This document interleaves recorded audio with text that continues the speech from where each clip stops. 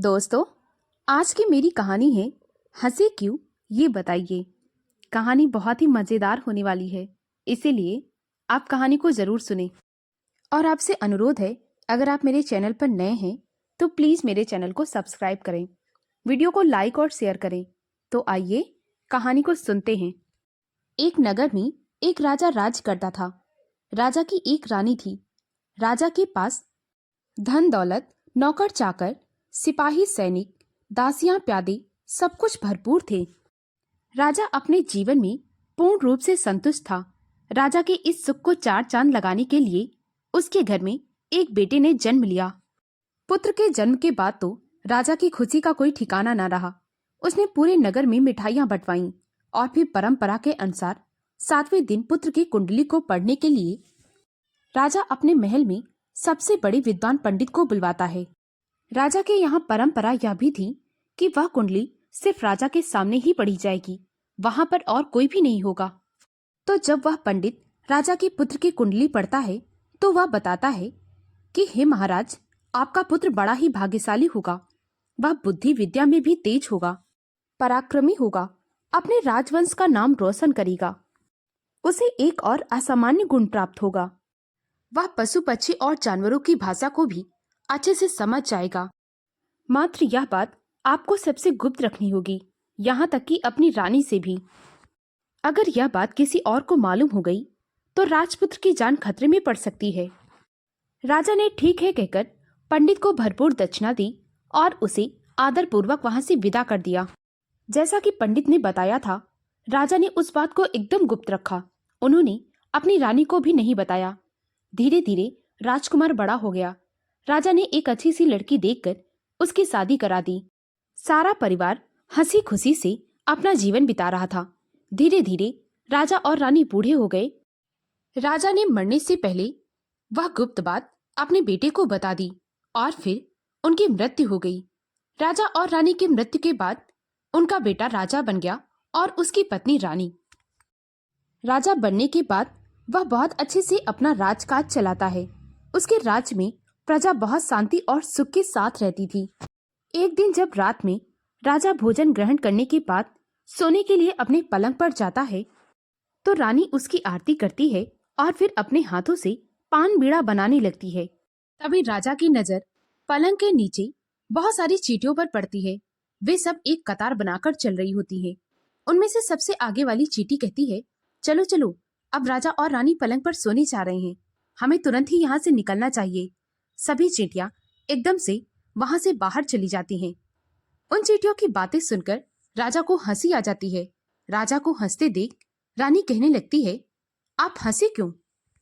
राजा कहता है, अरे यूं ही हंसी आ गई। रानी कहती है, नहीं नहीं, आप बताइए क्यों हंसे? राजा रानी से कुछ भी बताता, परंतु रानी तो बार बार यही पूछती, क्यों हंसे बताइए। रानी बार बार ऐसा ही कहती रहती है। इसी तरह रात के 12 बज जाते हैं। आधी रात बीत जाती है और सुबह हो जाती है। रानी तो सब खाना पानी त्याग चुकी थी, बस बार बार यही कह रही थी, क्यों हंसे बताइए, क्यों हंसे बताइए। इसी तरह वह दिन रात भी बीत जाता है। रानी एक ही रट लगाए थी।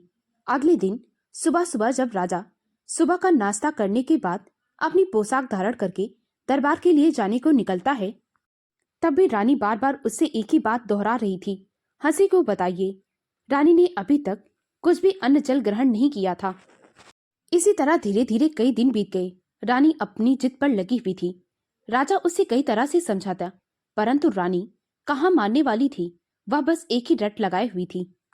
अंत में हार कर राजा कहता है, ठीक है, मैं तुम्हें हंसने का कारण बताता हूँ, परंतु याद रखना, जैसे ही मैं तुम्हें वह कारण बताऊंगा तुरंत ही मेरी मृत्यु हो जाएगी। रानी कहती है, ठीक है, आपकी मृत्यु हो जाए तो ठीक है, परंतु आप हंसे क्यों ये बताइए। राजा रानी से कहता है, सोच लो रानी, मैं मर जाऊंगा। रानी कहती है, मर जाएं तो मर जाएं, परंतु मुझे बताओ कि आप हंसे क्यों थे। रानी कुछ भी मानने को तैयार नहीं थी। उनके सिर पर मानो एक ही जिद चढ़ गई हो। वह सिर्फ बार बार यही कहती रहती है, हंसी क्यों बताइए, हंसी क्यों बताइए। राजा कहता है, ठीक है, तो मैं तुम्हें बताऊंगा, पहले तुम खाना पानी खा लो और सो जाओ, मैं तुम्हें बता दूंगा। रानी कहती है, ठीक है, आप बताएंगे ना। राजा कहता है, हाँ हाँ जरूर बताऊंगा, पहले तुम खा लो और सो जाओ। रानी खाना तो खा लेती है, परंतु वह सोने का नाम नहीं लेती। वह एक ही रट लगाए थी, हंसी क्यों बताइए, हंसी क्यों बताइए। अब राजा प्रधान को बुलवाता है। प्रधान आता है तो राजा उसे सारी बात बताता है और उसे चिता की तैयारी करने को कहता है। प्रधान भी बहुत असहाय था। रानी की हट के आगे राजा की कुछ नहीं चली तो वहां पर वह क्या कर सकता था। प्रधान सिपाहियों को राजा की चिता की तैयारी करने का आदेश देता है। यह बात सारी प्रजा में फैल जाती है। सभी लोग बड़े दुखी रहते हैं। सभी लोग रानी की इस जिद के लिए बड़े हैरान रहते हैं, क्योंकि रानी एक ही रट लगाई थी। उनकी जान निकली जा रही थी, परंतु वे बार बार यही कहे जा रही थी कि हंसी क्यों बताइए, हंसी क्यों बताइए।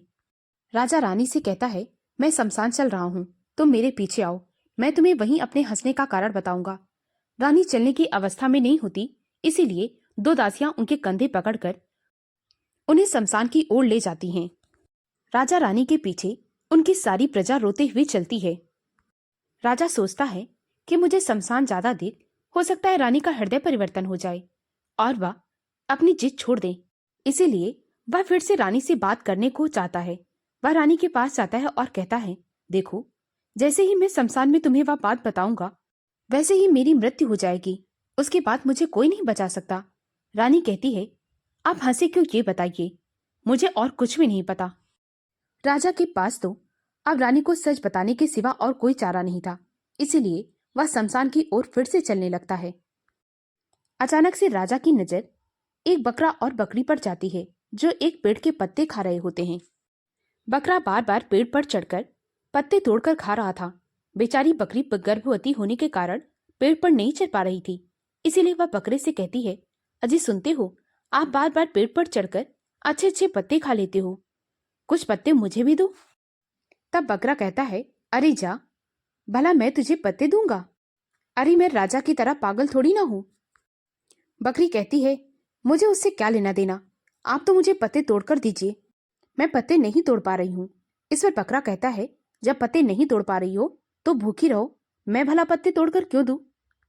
बकरी कहने लगती है, अरे आप ऐसा क्यों कह रहे हैं? बकरा कहता है, तुम कितना भी लड़ लो, पत्तों की बात कर लो, परंतु मैं तुम्हें पत्ते तोड़कर देने वाला नहीं हूं। चुपचाप बैठी रहो, तुम खुद से यह डाल चुकाओ और फिर जो पत्ते मिले उनको तोड़कर खाओ। मैं तुम्हारी जिद पूरी नहीं कर सकता। राजा को देखो, अपनी पत्नी की जिद को पूरा करने के लिए मरने के लिए तैयार है और मरने भी चाह रहा है। राजा उन दोनों की बातें सुनकर बहुत आश्चर्यचकित हो जाता है और वहीं पर खड़ा रहकर उनकी सारी बातें सुनता है। आगे बकरी कहने लगती है, राजा मरेगा नहीं तो और क्या होगा? अरे वो बता क्यों नहीं देता कि वो हंसा क्यों था? अब रानी तो पूछेगी ना कि हंसे क्यों। बकरा कहने लगा, अच्छा तो उन्हें बताना चाहिए। अरे उन्हें तो कहना चाहिए कि आज मैं इमली के पेड़ की टहनियां तोड़कर उनसे तुम्हारी पिटाई करने वाला हूं, इसीलिए हंस रहा हूं और अब तुम भी हंसो। और अगर तुम ज्यादा बार बार मुझसे ये कहोगी कि मैं तुम्हें पत्ते तोड़कर दूं तो मैं भी तुम्हारी पिटाई करूंगा। मैं राजा नहीं हूं। राजा दोनों की बात सुनकर रानी से कहता है, अब हम शमशान नहीं जाएंगे, अब हम घर चलेंगे। रानी कहती है, परंतु तुम तो शमशान में बात बताने वाले थे, कि तुम हंसे क्यों थे? राजा कहता है, अब मैं घर पर चलकर बताऊंगा। रानी कहती है, तो ठीक है, चलो घर पर बताओ, लेकिन बताओगे जरूर कि हंसे क्यों। रानी फिर से दासियों की मदद से महल में पहुंच जाती है। इधर राजा इमली की टहनियां तोड़वाकर लाता है। उसके बाद अपने कक्ष में आता है।